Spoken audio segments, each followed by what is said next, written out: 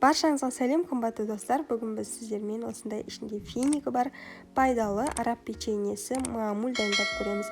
Менімен бірге болып, каналыма тіркеліп, лайк басып қойды ұмытпаңыздар. Алдымен сары майымызды толықтай ерітіп, қайнағанға дейін жеткіземіз.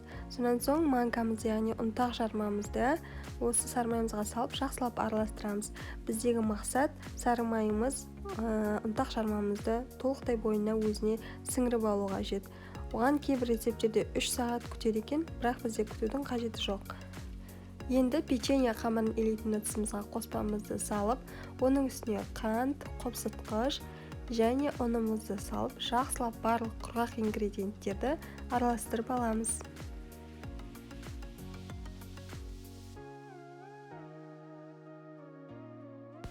Енді дайын болған қоспамыздың үстіне сүт құямыз. Сүтіміз салқын болуы қажет. Енді барлық қоспаны жақсылап араластырамыз. Басында бізге сұйық болып көрінуі мүмкін. Ешқандай да ұн артық қоспаймыз. Себебі араластырып тұрғанда мен 1-2 минут араластырдым. Сонда көз алдымызда қоюланып бастады. Осылай себебі ұнтақ жармамыз өзінің бойына ылғалды сіңіріп, біздің печеньені илейтіндей қамырымыз дайын болады. Міне бірнеше уақыт өткеннен кейін лопаткаға да, ыдысқа да қоспамыз жабыспайды. Енді қажетті мөлшердегі финиктерімізді жақсылап жуып алып, оның ішінен сүйектерінен ажыратып, блендерге салып езіп аламыз. Егер де сіздің финиктеріңіз құрғақ болатын болса, оған сүт немесе сары май ертіп қосып жіберіп езсеңіздер болады. Езуге оңай болады. Осылай паста тәріздес болып шығуы керек. Мен үйде көптен тұрып, желінбей қалған финиктерді қолдандым. Ол біраз қатып құрғақ болып қалғандықтан кішкене сүт құйдым. Енді осындай финиковый пастамызды дайын болған кішкентай шариктерге өзіміздің көз мөлшерімізбен шамамен 10 граммдай етіп алып, дөңгелектеп шығамыз.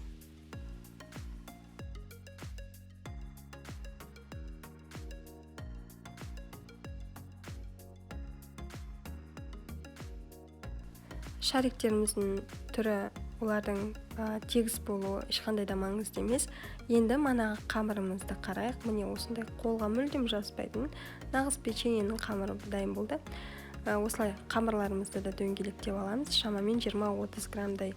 Енді әркім өзінің қалауынша үлкендігін таңдайды. Енді печеньемізді жасап бастаймыз. Қамырымызды дәл видеода көрсеткендей етіп жасап, ортасына салмамызды салып, ақырындап сыртын жабамыз. Ешқандай да қиын емес, тез жабысып қалады. Дөңгелек әдемі формаға келтіріп, противеньге саламыз. Осылай барлық қалған печеньелерімізді жасап шығамыз. Егер де сіздің үйіңізде финик жоқ болса, немесе сізге финиктің дәмі ұнамаса, онда жай ғана кишмишті алып, дәл солай блендерден өткізіп, грек жаңғағын қосып жасасаңыз, ол да өте дәмді болады. Немесе өзіңіздің қалауыңыз бойынша шоколад, қандай да бір сгущенка сияқты начинкаларды қосып жасай берсеңіз болады. Печеньелеріміздің бетін осылай шанышқымен әрлеп шықтым. Бұл маңызды емес, бұны жасамасаңыз да болады. 180 градус қызып тұрған пешке 20-30 минутқа печеньелерімізді салып пісіріп аламыз. Міне осылай қызарғанша пісіп шығады. Енді бөліп қарап көрейік. Сырты қатты, іші жұмсақ, осындай финиктің дәмі өте үйлесімді, дәмді печеньелеріміз дайын болды. Баршаңызға ас болсын. Менімен бірге болғандарыңызға рахмет. Менің каналыма тіркеліп, лайк басып, комментарий жазып, қазақша контентті қолдап жүруді ұмытпаңыздар.